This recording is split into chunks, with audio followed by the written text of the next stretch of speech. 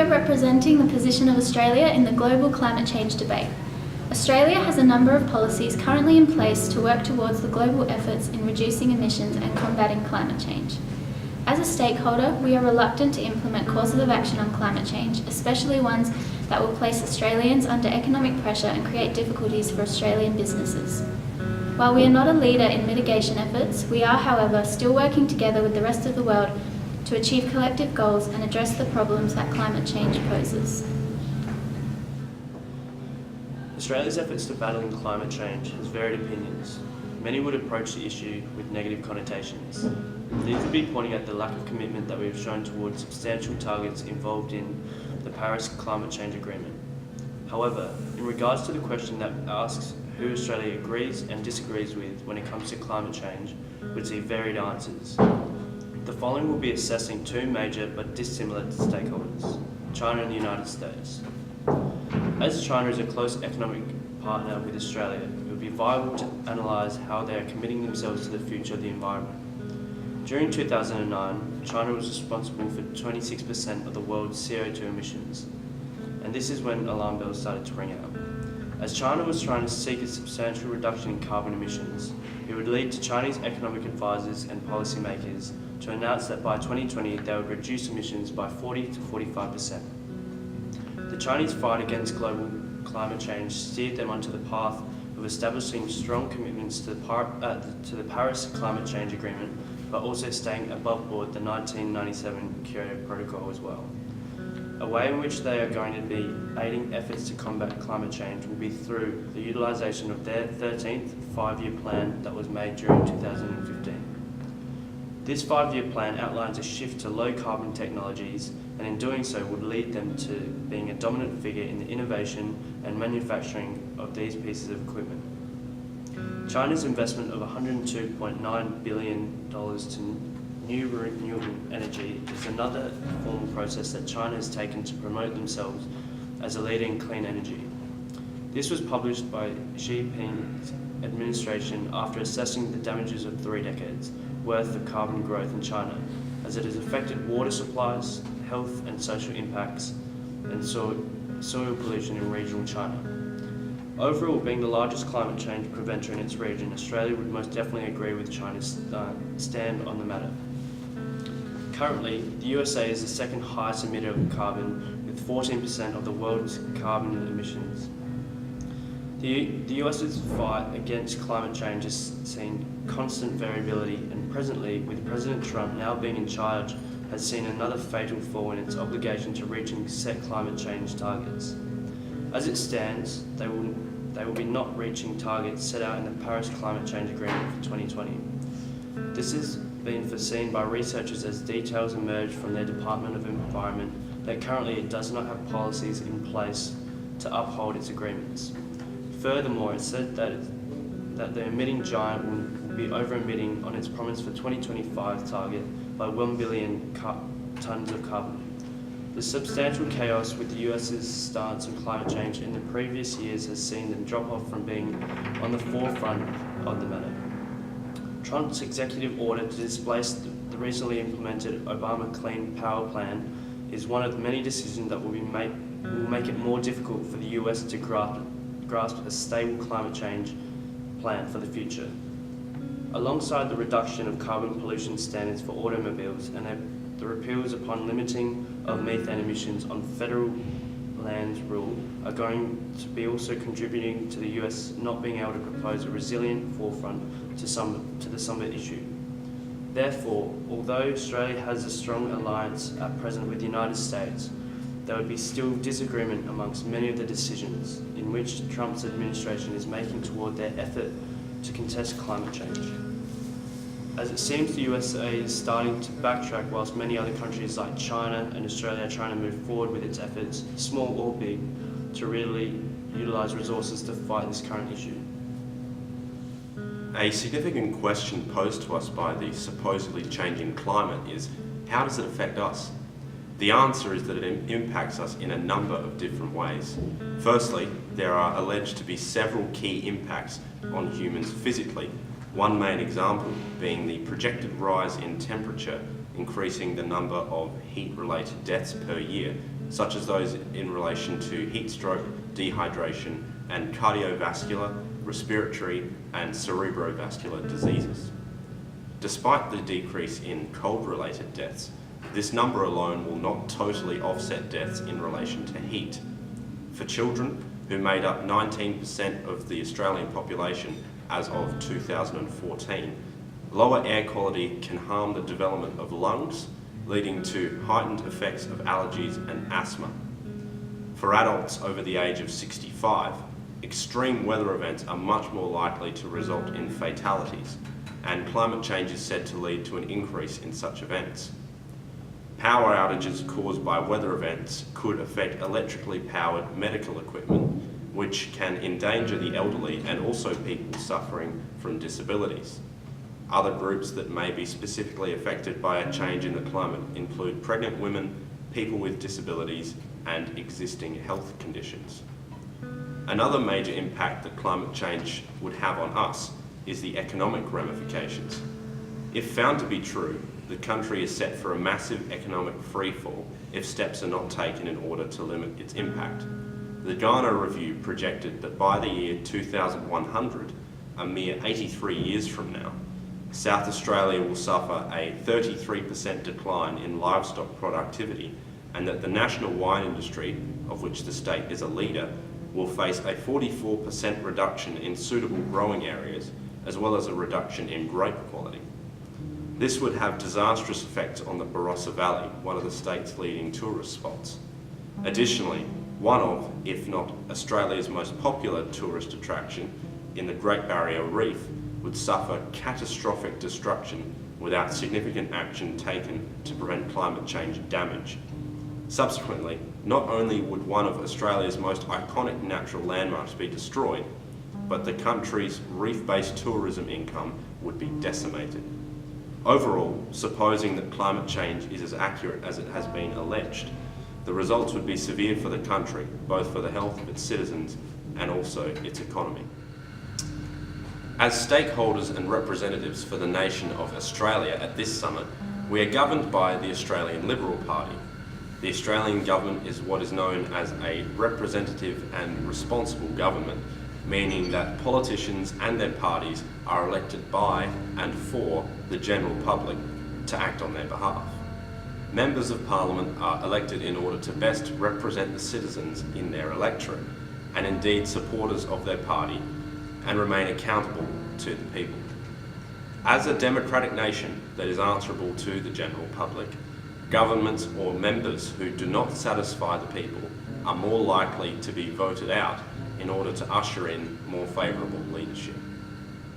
There are a multitude of climate change policies currently in place in Australia. These include the Emissions Reduction Fund, the Catchment Conservation Alliance, support of clean and efficient energy, and driving innovation in large-scale solar. Australia has national emission reduction targets which are encompassed under the Paris Agreement. This is a commitment to diminish emissions by 26 to 28% below 2005 levels by 2030. Ergo, emissions per capita will be halved.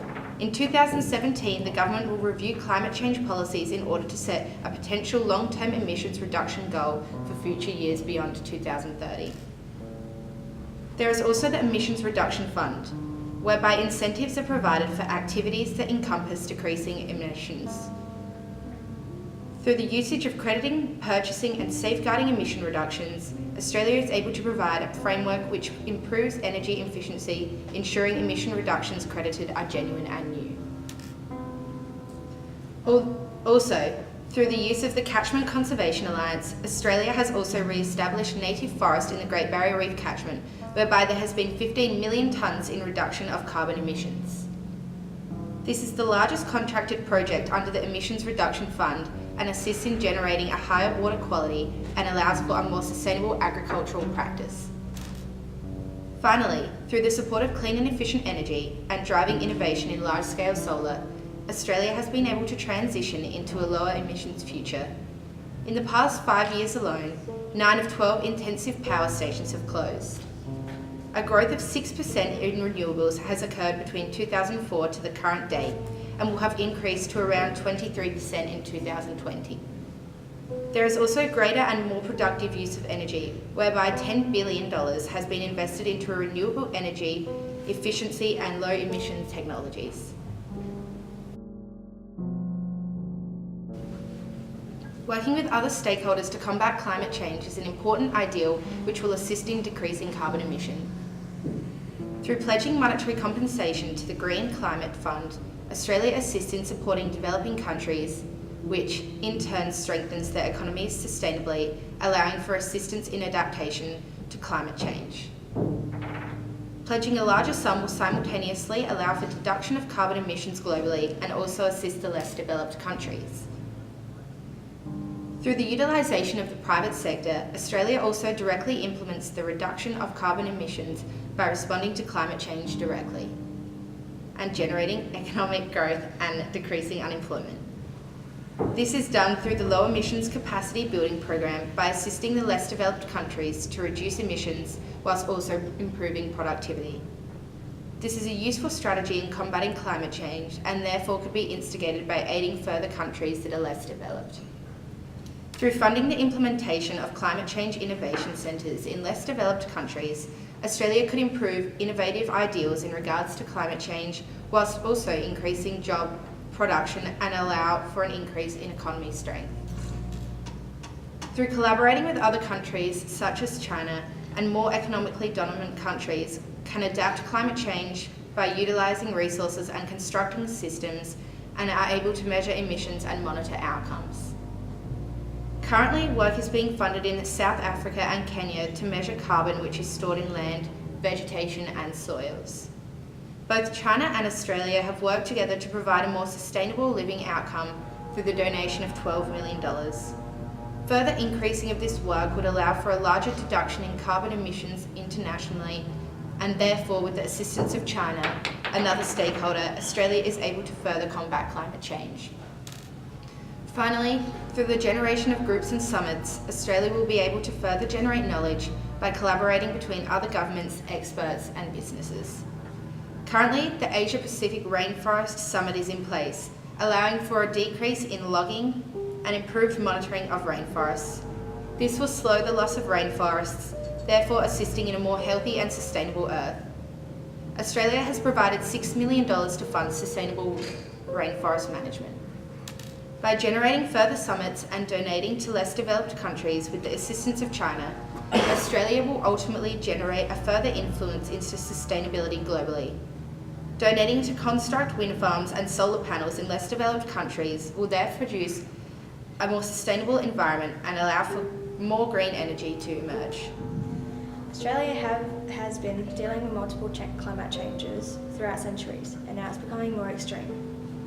Dealing with climate changes, there are solutions and factors that are involved with affecting Australia's climate change, and is creating more problems in Australia. Within the research, reasonable factors have been brought up to society's attention to show evidence from articles, news and the government on how to obtain the issues to protect Australia. Solutions for Australia have been investigated in a report to give the best solutions to its climate change. Coleman and Pearman discussed a few solutions for Australia. The first is to reduce greenhouse gas emissions by 60%, as it could set a national target for 60% reduction in greenhouse gas emissions by 2050. The next solutions would be create an emission trading scheme by 2007 in order to facilitate a pathway for a longer term goal. The third is to encourage Australians to take responsibility for using energy more wisely. The fourth is to adapt now for inevitable climate change that will probably reach at least 1 degree. The fifth is to add more new business opportunities to encourage to have low carbon as energy efficient and less carbon intensive products and services. The last key solution is for Australia to be a leader in this area rather than a follower. Climate change is about adjusting the risk to make a better and safer life for our society. An article describes that climate change can affect different cultures, but not all. as some cultures see climate change as normal, but it's a part of their culture. However, climate change is often portrayed as a global scale problem for some other cultures. Values are related to culture, cognition and economic factors, as in recent climate change research that examines the relationship between values and adaptation choices. The emerging literature shows that differences in values may create tensions between adaptations that are deemed rational and affected by governments and planners, and those that are considered important to and desirable by individuals. The article will have strategies planned by the government for those who struggle to adapt to climate change and the best solutions to help. The best solution this article gives is that it's best to plan ahead and plan for the climate change. And the values is important, as everyone who live in Australia all suffer from climate change. Another article discussed that strategic planning and land use planning helps with adapting to climate change, and what solutions can help with climate change. A plan discussed to reduce greenhouse gas emissions, as it was one of the main factors involved with climate change. Another solution is information provided, as if you don't know what's going on or how you can prevent climate change. Industries and the communities in Australia are being harmed by climate change, with the main factors are political, cultural, economical and social. In the research of an article describe all the impacts climate change have of having no mitigation, as in Northern Territory, sea level rises of 18 to 59 centimetres, which affects 90% of Kara-Addu wetland system, and the temperature is rising, more risk of deaths. In Queensland, the Great Barrier Reef would no longer have corals or processes and many organisms that are here till this day. And in Western Australia, 34% of the capital will be needed to provide water supplies, and over time, water availability will increase the costs of mining activity and cutbacks in production. In New South Wales, the number of temperature-related deaths will decrease by 30%. And the agriculture production in the Murray-Darling Basin will fall 92%. In South Australia, 33% of livestock productively will be declined, and the Australian wine industry will have 44% reduction in a suitable growing area, making the grape quality reduced. In Victoria, the wheat production will go down to 25%, and more than 50% of the habitat species will be gone Australia-wide. Tasmania will have an effect on cold-related deaths and increase of wind and storms, which will reduce the number of Bass Strait sailings and affecting trade. And the Australian Capital Territory will have a decrease of 25% of temperature-related deaths, and 17% will need to provide alternative water supplies. So you see, these factors involved is political, cultural, economical and social, as the research provided not only the solutions but factors are involved with climate change has made climate change a big global issue in Australia. While Australia has worked to combat climate change, we have contributed to the problem in a number of ways. Australia is one of the highest per capita emitters of greenhouse gas, as we contribute around 1.5% of total greenhouse gas emissions, despite making up approximately 0.3% of the world's population. Despite Australia's significant greenhouse gas emissions, we as a country have not decisively acted to reduce these emissions, which is one of the main ways we are contributing to climate change problems. As it was established in the Garnaut Review 2011, we lag behind in the global efforts to take action against climate change.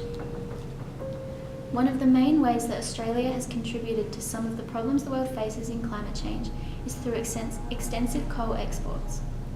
Australia is the 5th largest producer of coal, following China, the United States, India and Indonesia.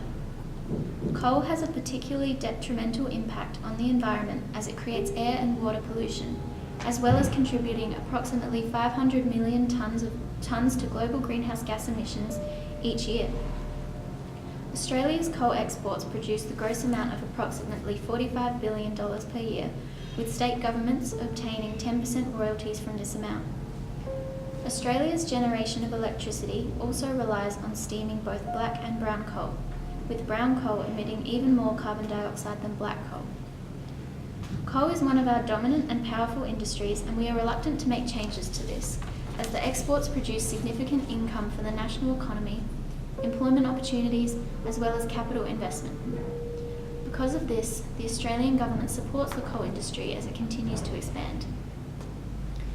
The coalition government repealed the carbon tax in July 2014, which contributed to Australia's role in the problems the world faces regarding climate change, as it removed the incentive to reduce emissions. The carbon pricing scheme charged companies that emitted extensive amounts of greenhouse gas for each tonne of emissions. Companies remarked in interviews that this scheme was effective, as having a cost associated with their emissions gave them an incentive to manage and reduce them. The Direct Action Plan implemented by the coalition government, which was meant to replace the carbon tax, was not effective in encouraging companies to reduce emissions. With the Direct Action Plan, companies receive funding to undertake emission reduction projects. However, this does not place any actual limits on emissions, which is contributing to the climate change problem. However, although the motivation for big companies to reduce emissions was taken away with the abolition of the carbon tax, we are reluctant to place pressures on the cost of living for Australians and heighten the cost of running Australian businesses. Therefore, we believed it would be beneficial for the Australian community not to have to deal with this unnecessary tax. Australia's failure to ratify the Kyoto Protocol, an international treaty which commits countries to reducing greenhouse gas emissions, is also seen as a contributor to the climate change problem by Ross Garnaut in his 2011 Climate Change Review. Australia's failure to ratify the treaty, along with the United States, damaged the effectiveness of the agreement significantly, as it lacked the support of two of the developed countries, and therefore slowed down this attempt at taking a course of action on climate change. Garnaut noted in his review that Australia's position on climate change currently is very undecided, despite being a developed nation that will be greatly affected by climate change in the future.